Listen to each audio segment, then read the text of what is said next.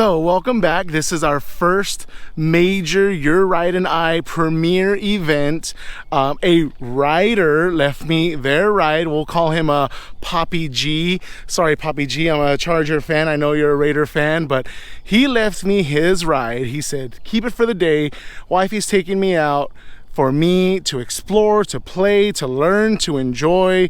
And especially with a time like this where I'm looking for a new daily, this is a fantastic opportunity. So I'm gonna try to do like a Radies rides meets Carfections and straight pipes with a little Savage Geese bitterness. And I'm an elementary school teacher. I'm naturally bitter about the whole world. So anyways, here we go. Let's take a look at this beauty.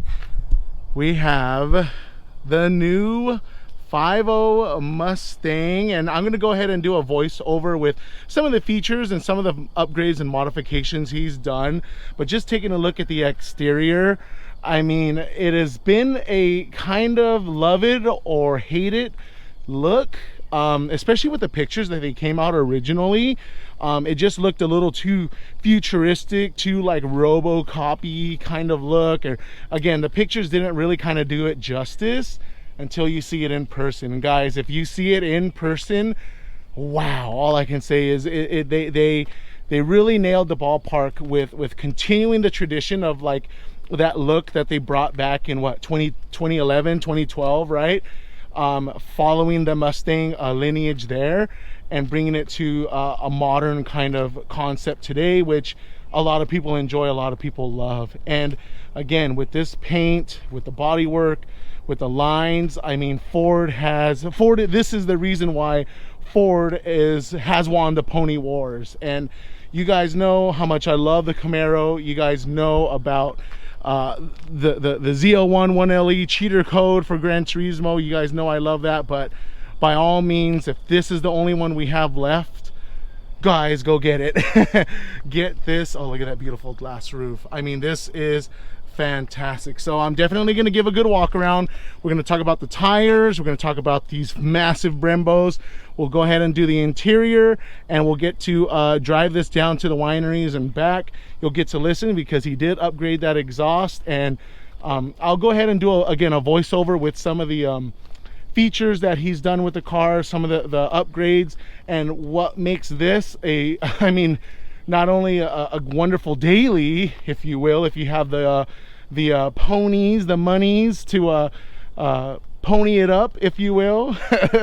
But we'll talk about again some of the different trim levels and some of the opportunities for you to maybe get this as even the 4-cylinder variant, or if you got the big baller money, the dark horse variant, and what's going to be for the future for, you know, the next GT 500 or any of these upcoming special editions that you know they're going to bring about. So let's go ahead. I'm going to do some cutaways into some of the finer details, features, and some of the little nuances the car has, and we'll go from there. So right up close, again, you see the little Mustangs here, beautiful LEDs, and look at that massive grille. And I'm sure that can be functional in some way, shape, or form, maybe perhaps an oil cooler or transmission cooler.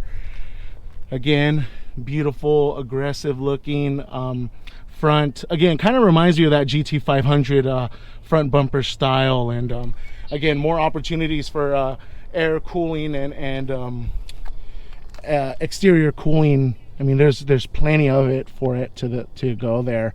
And perhaps this can maybe flow out some air naturally around the wheel. But anyways, great up front look. You got the air extractors. It is functional because I see a little engine down there. Very cool. Now I know, going to the wheels and tires, you got this gloss looking wheel. I know that he did change out the tires. He got the Pilot Sport 4S's. So jealous. Such a great tire for the road.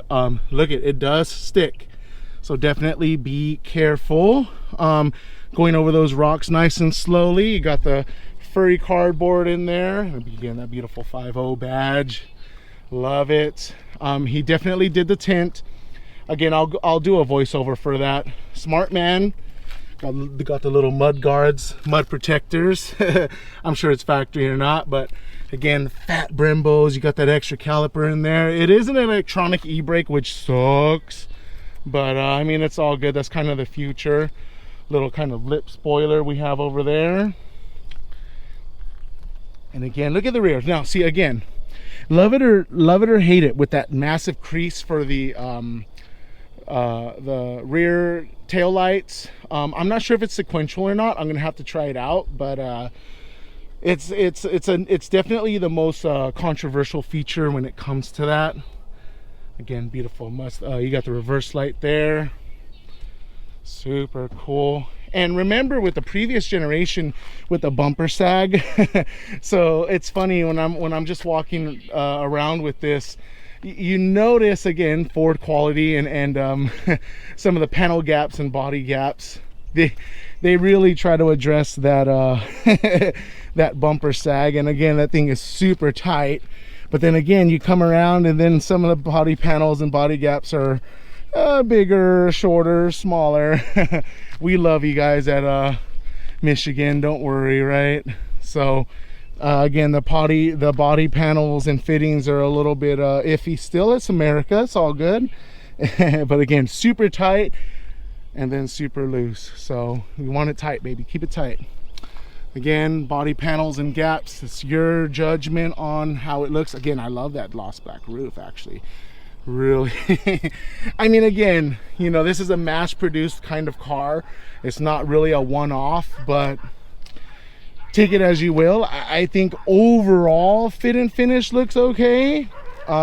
It's definitely not like Lexus-like or anything, but I mean, leave the Japanese out of this, okay? Again, massive Brembos. I mean, it's a great looking car, guys. It truly is. Like, we were expecting the worst and we got much better. And hey, that's how I live my life. I expect the worst and hopefully things get better, right? So let's take a look at the hood. All right, so let's pop open this hood. Let's see. Do I just use the regular 2-finger gap, you know? Yep. Somewhere here. Nope, can't find it. There it is. Yeah. Oh my God, that is the best looking thing. Again, for the new update, it's still that Coyote 5.0, but we have the dual intakes. And I know that he did the carbon trap filter removal. So they put a little, that's crazy. I didn't know they did this, but they put kind of a little carbon trap in there for emissions and whatnot. You'll still pass smog and everything in California, but they put it in there and it literally looks like it's like blocking the freaking air, excuse me. So anyways, I know he took it out.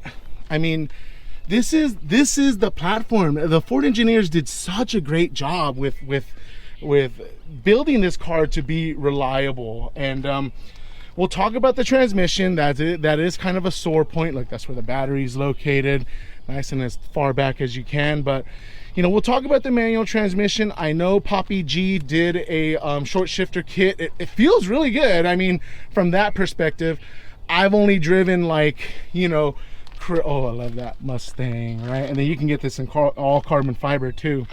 But I know that, I mean, I drive an S2000, okay? I drive a 240SX with the B&M short shifter. Like, I know what really good shifts like should feel like. And I'm telling you, this isn't bad. I haven't driven the Tremec from my brother's GT350 or anything like that, but again, I mean, for the lay person, I'm sure this is fine enough. Now, if you're gonna actually track this, or, you know, we're in California, we have our mountain toge, I don't know if it would kind of suffer in that perspective, but for putt-putting around town, I think it's great. All right, again, naturally, we have our keyless entry, little window crack, and he does have the base seats, and I'll mention to you in the voiceover why he enjoys these more than the Recaros. Simple, Spartan, but a little pizzazz to it. And again, massive interior. The Ford engineers know Americans, we're big boys, right? For better or for worse. That's why I have to have a sleep study for my sleep apnea, right? Back seats practically unusable, very similar to the LC. Mustang, got to be careful entering in, so let's enter in. Big boy, oh, 300 plus pound club. Oh, that feels good though. All right. So again, fake carbon, it's all good. In here, still smells brand new. Thing only has 700 miles.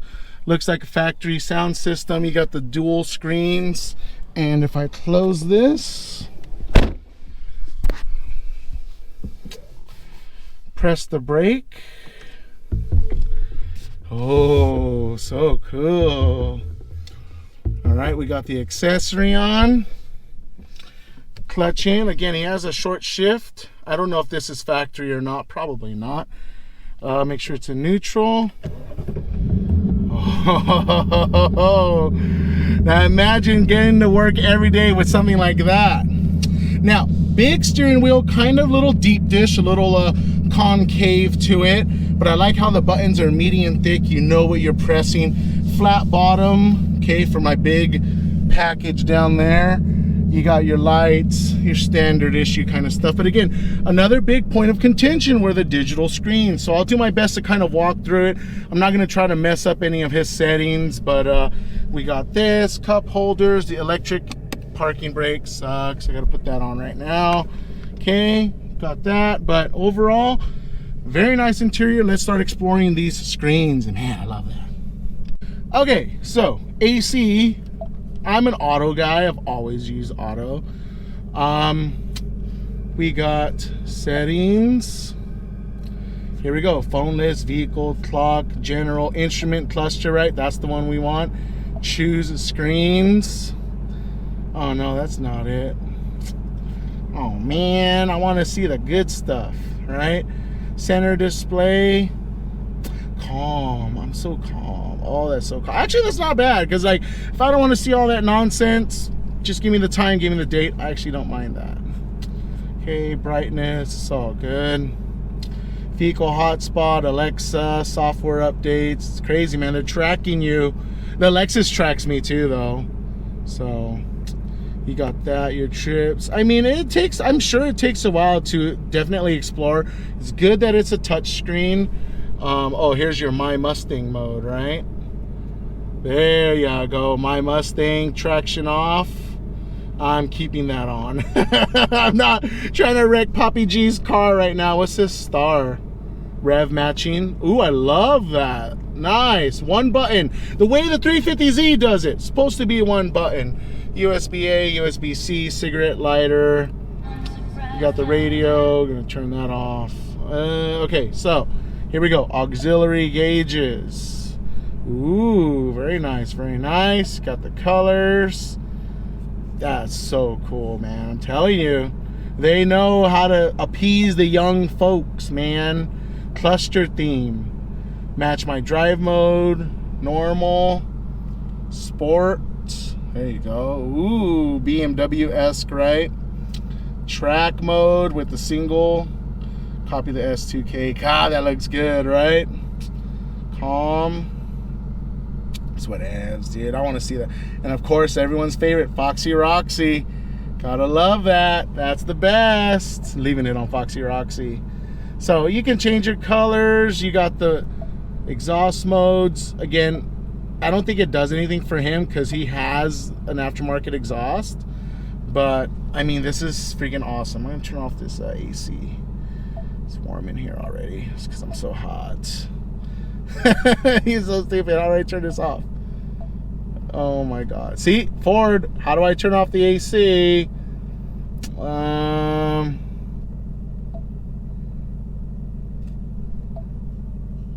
There you go. Okay, AC's off finally. I don't know what the hell I had to press. See, I don't like that. I'm telling you, you should always have AC. At least in California, again, you gotta have AC, and you gotta find an easy way to just turn AC on and off. I mean, I'm telling you, that's the way. Look at that Foxy Roxy way. And I love how they have the mile marker at 55 miles per hour. Anyways, I'm so excited. Let's go take this for a spin. I'm gonna get my head mount on, so I'm gonna look like Topher-esque kind of style, and we'll go from there. So, as promised, here's a little voiceover while you guys are enjoying some of these shots of the vehicle. This is a 24 base Mustang GT with the Night Pony package, the quad tip active exhaust, and the Brembo brake package. And some of the modifications he's already done were the H-pipe from C&L, the Steeda Stop the Hop starter kit. I heard that that's really good for the Mustangs. He has the Ford Performance Tower strut brace, the Accelitech spring set, the Ford Performance short shift kit, which is like a must. Okay, it helps it a lot better. He did add the carbon fiber shift knob. He did 20% tint all around. It is ceramic coated with the black lug nuts and the Steeda rear sway bar to kind of keep that pony under some control. And the 5 things that he does like, and I can't wait in the future where you can hear it from the horse's mouth. We can have a good long form conversation. He loves the quad tip exhaust and the mode changes, and especially with the H pipe resonator delete, it really allows that thing to sound good and breathe well. The factory upgraded Brembos, again, they're straight from the GT500. I mean, they're amazing, okay? The engine, again, it's very linear, as you guys will see in the drive, all the way up to 7,500 RPM. I mean, you're smiling at 6,500 RPM. It's amazing. And believe it or not, he loves the base cloth seats. He says they're comfy. He does a good job holding the driver into place. And I think for just your daily getting in and out of the vehicle, it's wonderful. It doesn't have the same steez factor as the Recaros, but again, he loves the factory base seats. And the My Mustang screen, especially the gauges, as you guys saw, the gauges are really pretty cool. Almost reminds me of that R mode for the Type R, right? And 5 things that he doesn't like. The weight, it does feel heavy around the corners.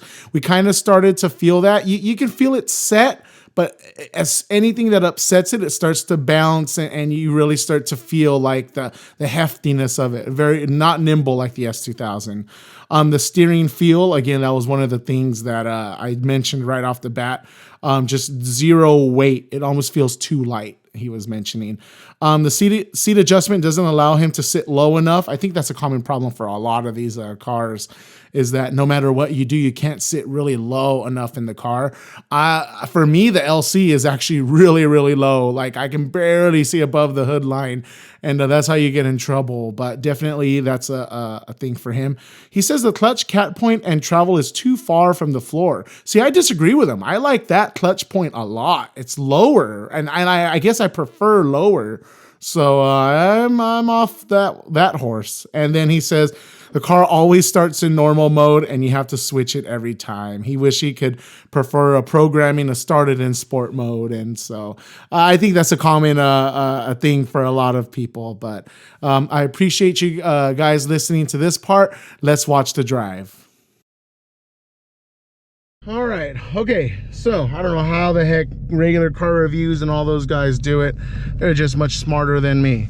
So as promised, I will have the window down for a little bit so you guys can hear it. I know it's warm, the car's already warm already, but let's take it for a quick drive while we head down. I won't probably get to the wineries exactly. I gotta leave to my CarMax appointment pretty soon to go turn in my old beat up truck. But anyways, let's enjoy some V8.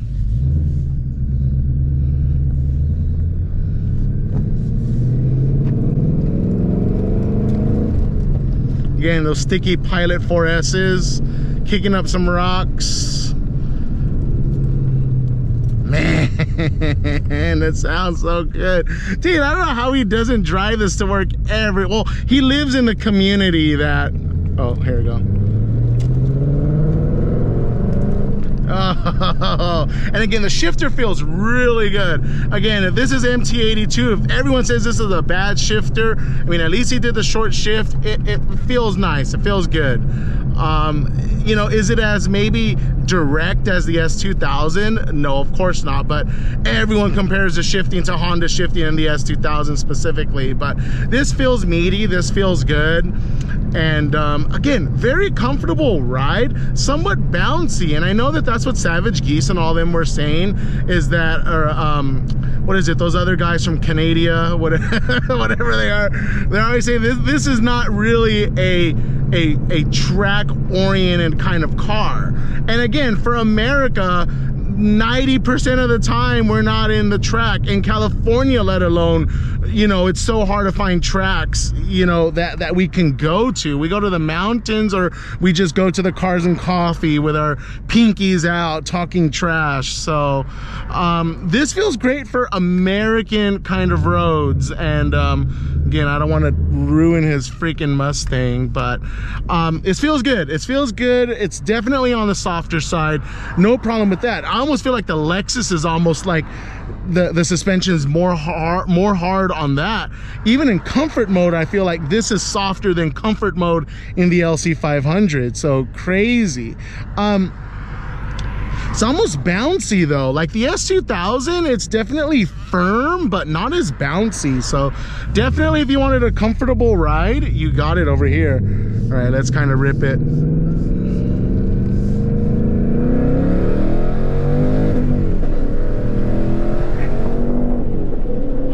Okay, I gotta roll these windows up. Oh my God. Coyote V8, I'm telling you. Feels good, feels good. And again, so much leg rooms, you know, thick thighs save lives. I got the thick thighs going, and again, I feel very comfortable in this car. The seats, again, they're not the race seats, they're not the Recaros, but they at least for putting around the back roads or the back town, I think they're good enough. And I think Papi G sent me kind of the stuff he wants me to talk about in the overlay. Hopefully we can get his interview soon so you can kind of hear it from the horse's mouth. But we'll definitely talk about these seats.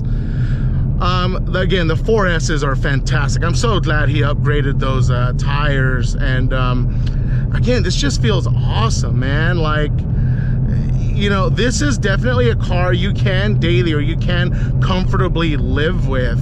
And again, if you're used to the screens, if you're used to the tech and all that, I'm sure you always get used to it.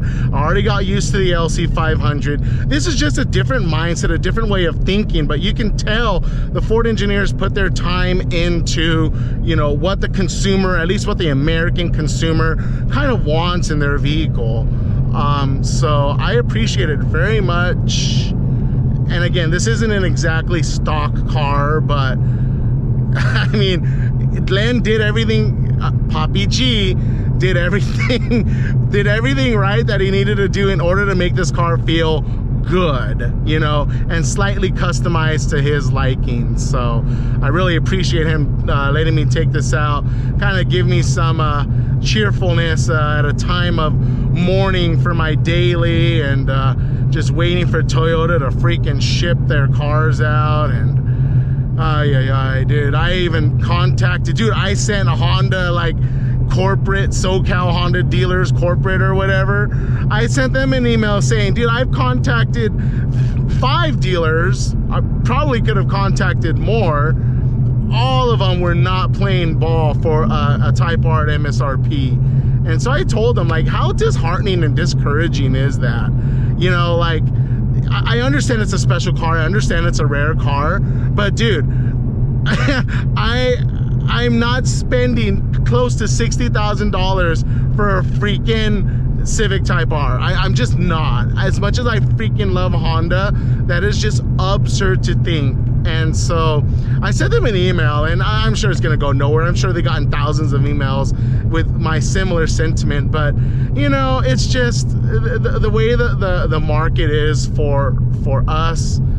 I understand, like, you know, people got to make money, it's a business, but it just ruins the enthusiasm for the car and the brand. And see, that's why I'm gonna go elsewhere. I'll go to Toyota, I'll go to freaking, dang, I gotta charge it, you know, I'll go anywhere else. So shoot, I should go to Ford, right?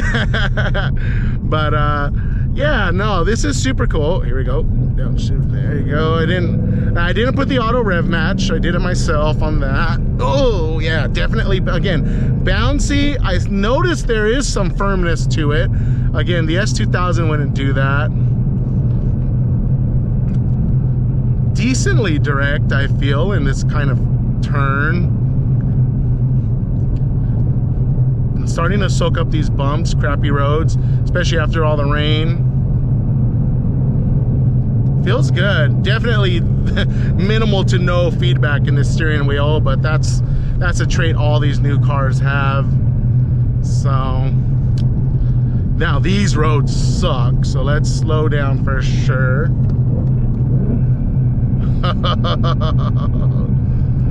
Yeah, there's been constant, golly. All right, I gotta chill.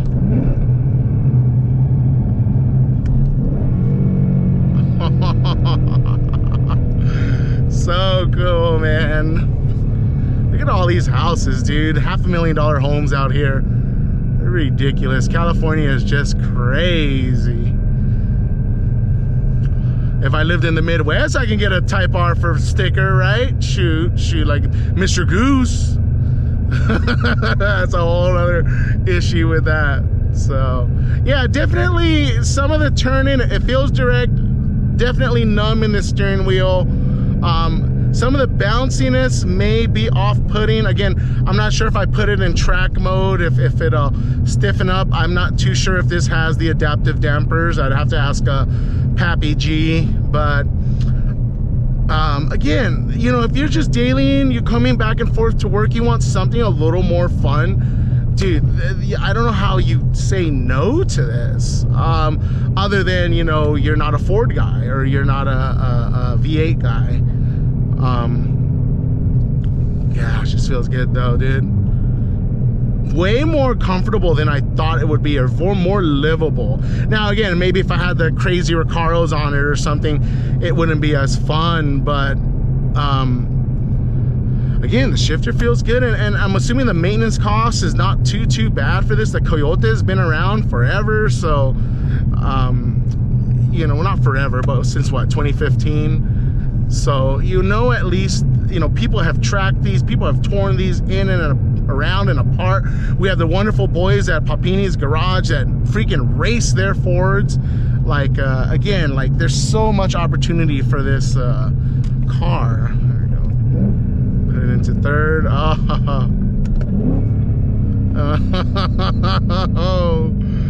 Yeah, I can't wait to do a cold start for you guys.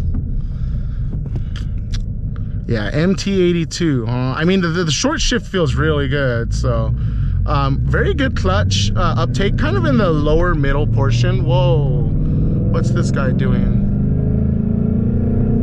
Freaking Kia right behind me. Good Lord. It's all good. AAA follows me wherever I go, but would have been his fault. But dude, who's gonna freaking rear end a car with 700 miles on it? That's ridiculous.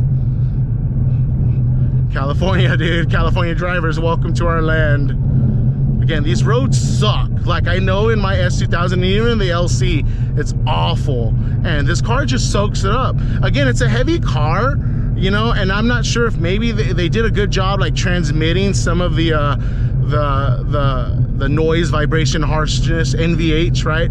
If they transmitted that decently enough into the body of the car. But yeah, dude, I hate taking these roads in the S2000. Feels great in this.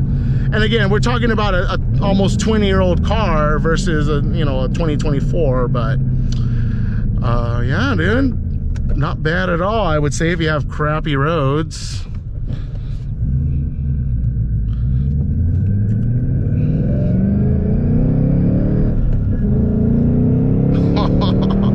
Now, Papi G has two sons. He has one that's like definitely into it, and then the other one's kind of like whatevs.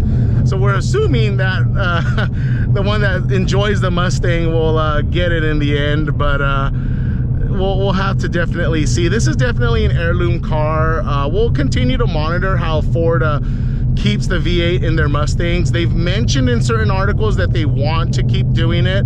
You know, I've even brought up the question, should Ford actually branch off the Mustang brand? I'm not exactly sure how that works, you know, if they, have to follow EPA kind of stuff still, but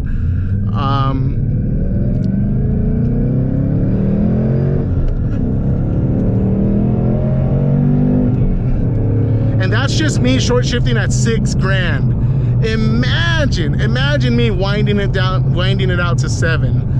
Absurd, man, absurd. 472 ponies, man. It's crazy. But this is definitely a car you keep in the family. You know, you want to enjoy for your weekend drives, your trips to the wineries, of course. Oh, beautiful. Okay, and again, just little turns. I'm not taking it to the actual California Toge, you know, the Ortigas. Heck, I haven't even taken my LC out there, but I mean, yeah, this is a car you definitely learn to enjoy and appreciate.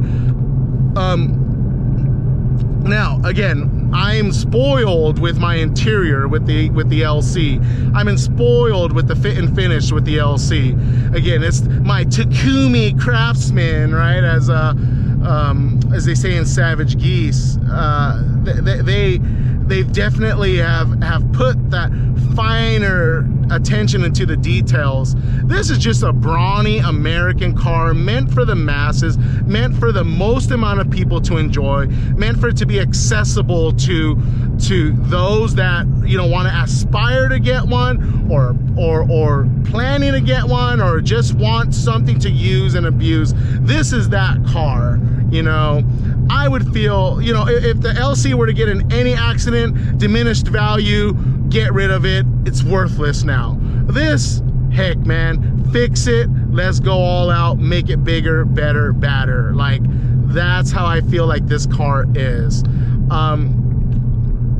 So you have to kind of decide for yourself, do you want more of a attention to detail, finer crafted car? Well then, yeah, go for Porsche, go for a sporty Lexus, like an IS 500 or an RCF or LC. Go for something that has a little more attention to detail into it. But if you just want things fun, brashy, makes you actually feel something while you're driving, heck, even if you're just putting to work, I mean, I don't see how this is not a good choice. Yes, the interior sucks. You're not gonna be getting your panties all how do you say taken off and stretched apart. I don't know. In this car, in this interior, it's just not gonna work. Okay. LC 500, oh my god, those things just fall right off. I wouldn't know, I wish I did, but like, this is gonna be a very Spartan interior, as they would say, which is totally fine. You can there are, I think, the Dark Horse, actually I don't think the Dark Horse is any different than this, but you know, what are you driving the car, what are you wanting the car to be? And I think this is good enough. There's some thought and design into the placement of where I need to do stuff. And so looking back and thinking of all the car reviewers that I watch and all the cartubers and stuff like that, I think to myself, like, you know, they drive hundreds and hundreds of cars every freaking year, and so they have obviously a more solid knowledge base of what makes a good car, what makes a good interior.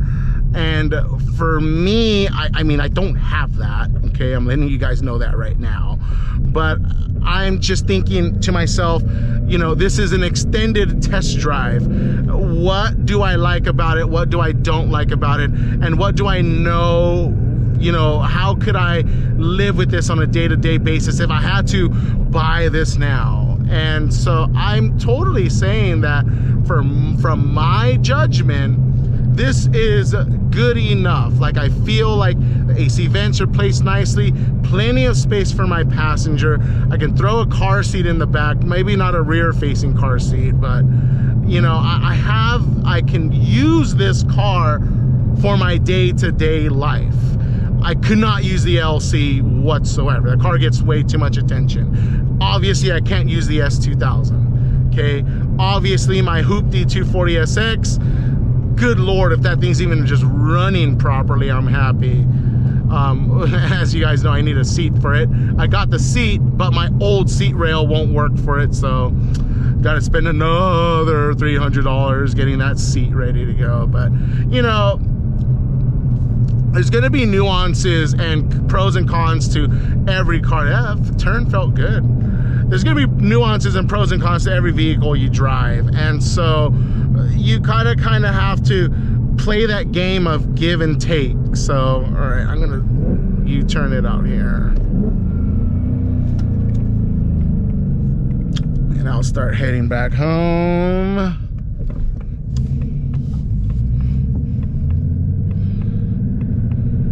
I think it is sequential tail lights. I gotta find a turn off.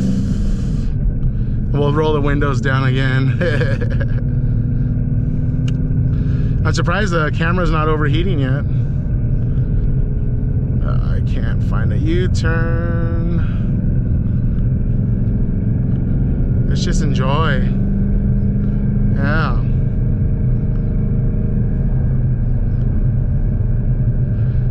Shoot, I might as well have done my wine pickup in Papi G's car. No, it's already 9:55. I gotta start getting ready to get going. Can I U-turn here? There's a CTS behind me. Yeah. Turning radius is definitely on the wider side. There we go. Let's rip it.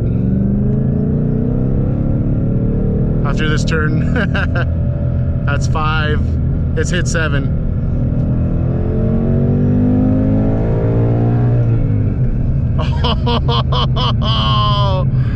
Oh my God.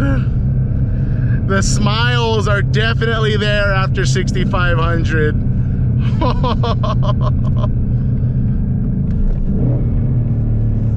gonna roll these windows down. Cool little bike. All right, let's see. Let's let this guy go.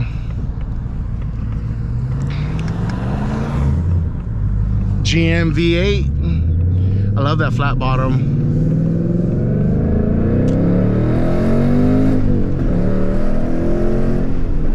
I can see how the MT82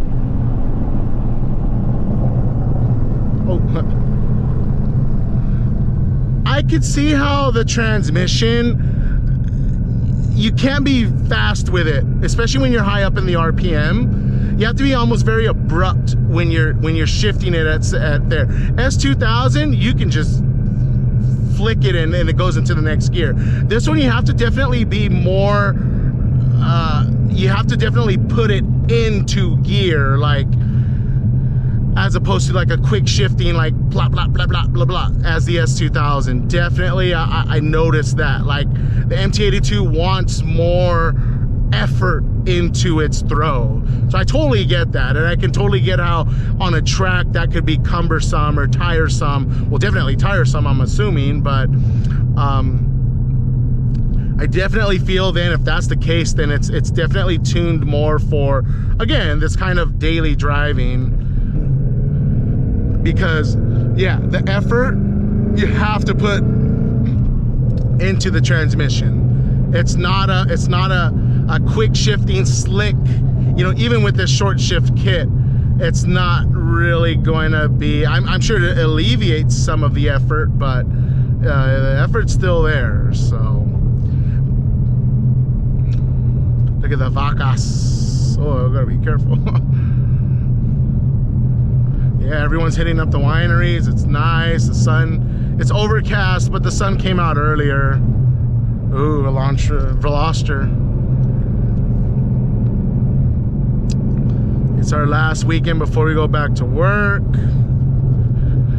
I gotta go get my overheating truck sold. You know, it's funny, they were trying to say, like, you know, we can do the fan clutch again.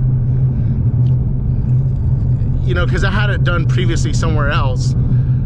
We can try to put in the, you know, the OEM fan clutch. We can try to do that again, or it's going to be the block. They said they block tested it and it came out okay, but I'm telling you, I think ever since it overheated, you know, in the middle of freaking Temecula traffic, I think that was that point. There has to be some kind of small leak in one of those head gaskets, and Again, it's just not, you know, that car made it to 250.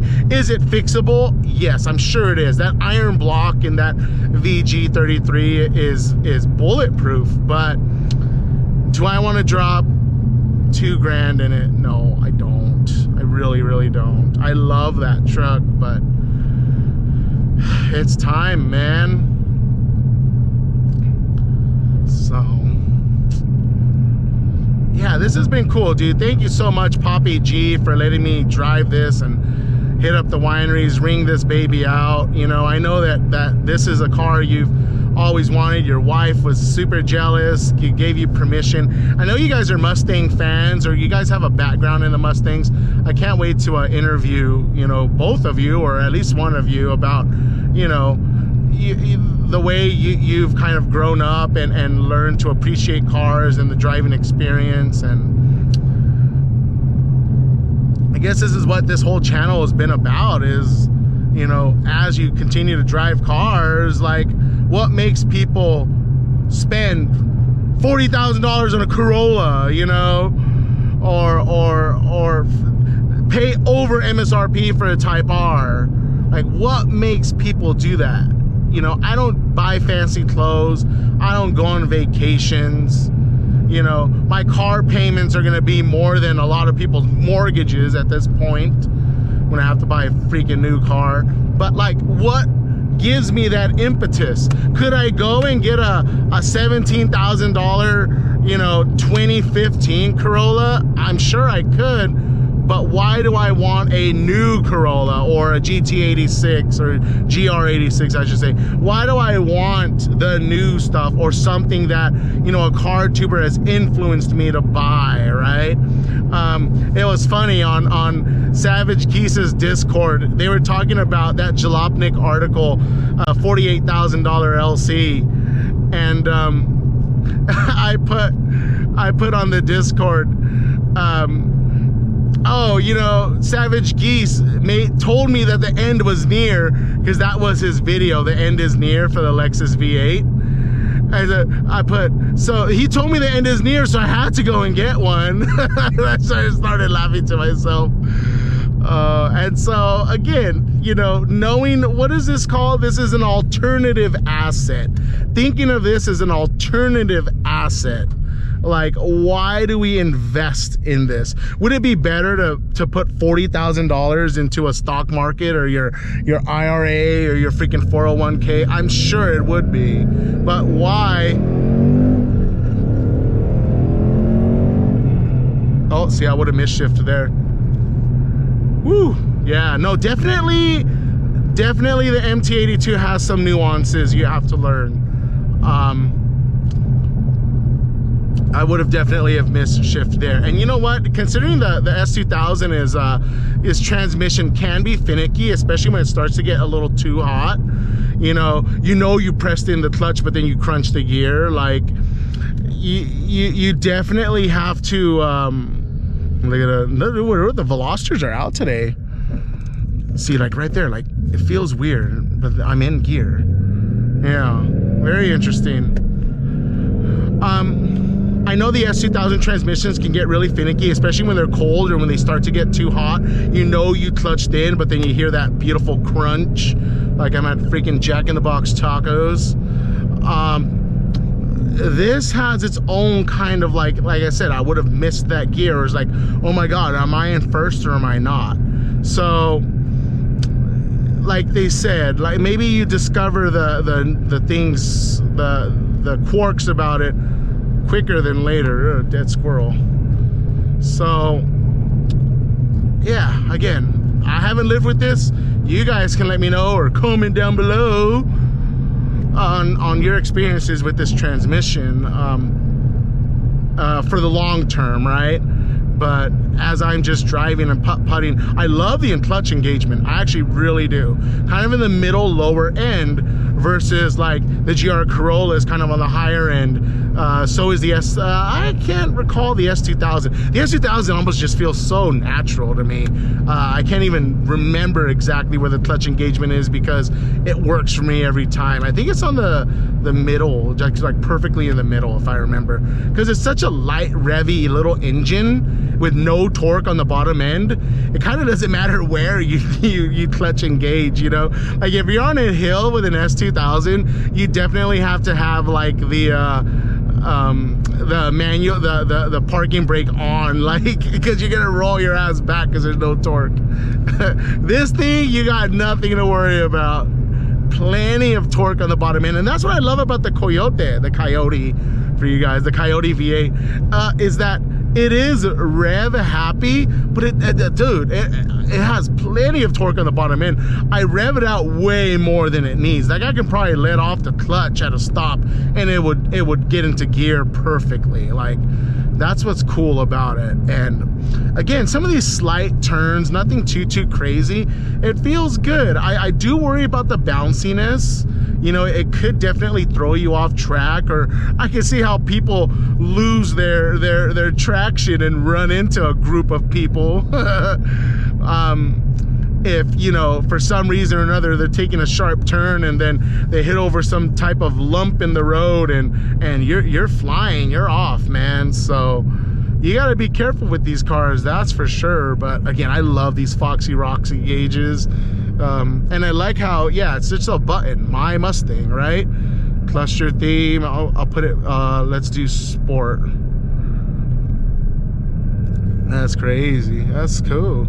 And again, I like how it was one button. They thought about that. They put the rev match one button. Like that's how it freaking should be, you know? So I'm not thinking about it. The AC kind of sucks. I'm sure I can get used to it. Again, like my mother's Ford Edge, you know, they have the screen that's like a big old, like a Subaru screen. Cool, man. I'll just put it back to match my drive mode. I think that's what he had before. Very cool. That's kind of like the standard one. And then if I go back, track apps. Nope, that's for like all that auxiliary gauges. I love that auxiliary gauges. You know, and that's what I would love to get a Type R for more than the Type S. The Type R, you can get the R mode, right? The Type S, you don't get this kind of stuff. But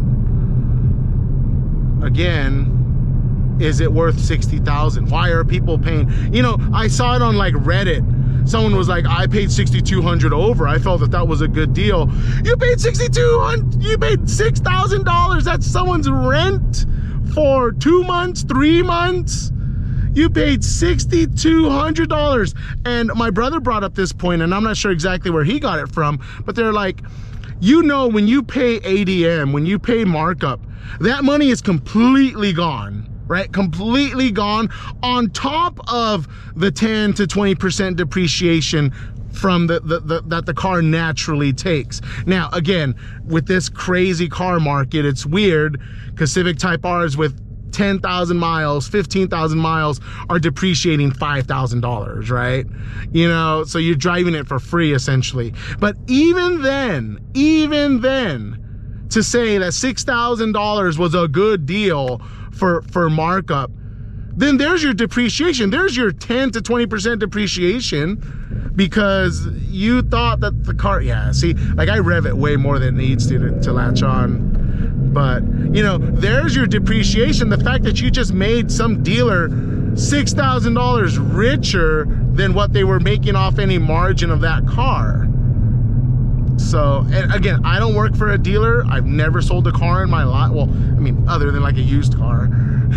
You know, I've never sold a brand new car in my life. Like, I don't know of the margins. I'm not a finance manager. I'm not any of that. But what I do know is, you know, there's enough money into a top of the line car like that to make everyone happy. You know, dealers don't make money off like the base model cars. You know, if I go in and buy a base Corolla SE or whatever, I don't know the things. If I go buy a Civic LX, right? Or a Accord LX, they're only making like 500, $500 to $1,000 for that car. Seriously, like I've heard it could be that low, or I've read that it's that low for some of these base model cars. That's why they tack on these dumb accessories so they can make some money, right? And for a car that's so cheap, people actually probably don't mind paying for, you know, window tint and, you know, anti-stain spray or whatever the hell they sell you, right? And so they don't make money off the base model. They make money off the higher tier cars where, you know, it's still a Civic, but, you know, they added blah, blah, blah, blah, blah, which is pennies on the dollar, right?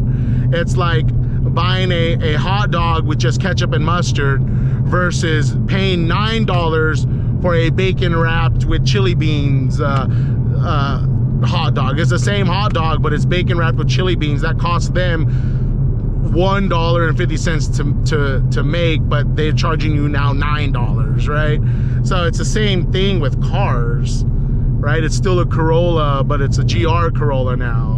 So there's plenty of margins on those top of the end vehicles, but they just pad it more with it. I would think that it would be opposite. Like, I understand padding the base Corolla or the base freaking RAV4. Well, it's funny because the RAV4, everyone wants them.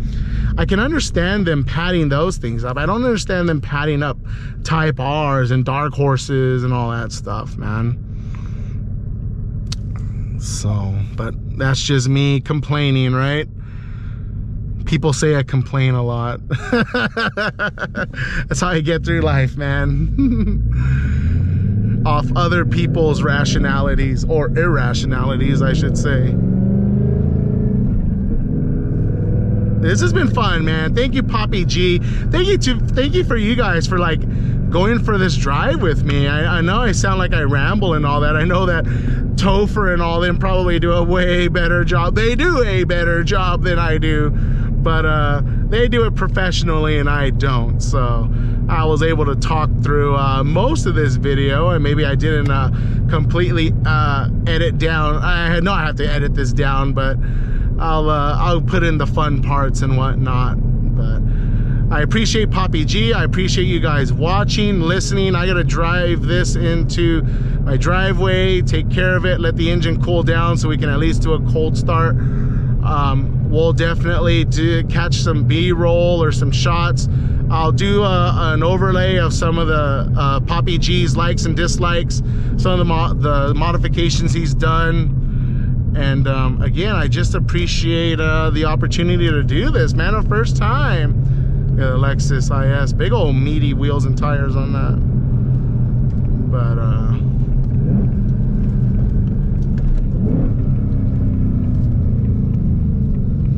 But you gotta love that downshift, man. Okay, I'll roll down the windows.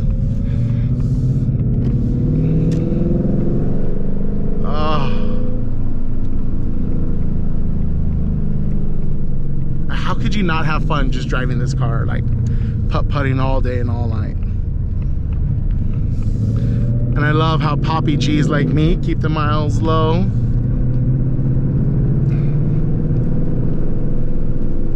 He's gonna have to do his 1,000-mile oil change pretty soon.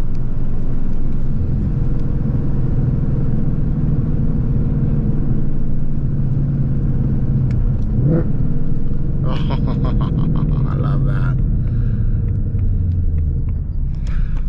All right, we're almost there.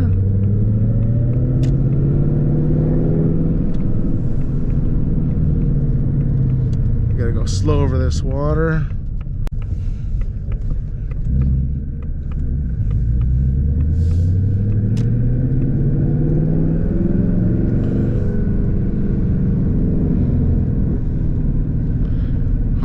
That's all she wrote. Thank you guys for watching, listening. Enjoy the video. We'll catch you on the next one. Wish me luck as I try to figure out what the heck's going on with my car. So I'm gonna take the S2000 out and we'll go from there. I'll catch you guys. See ya.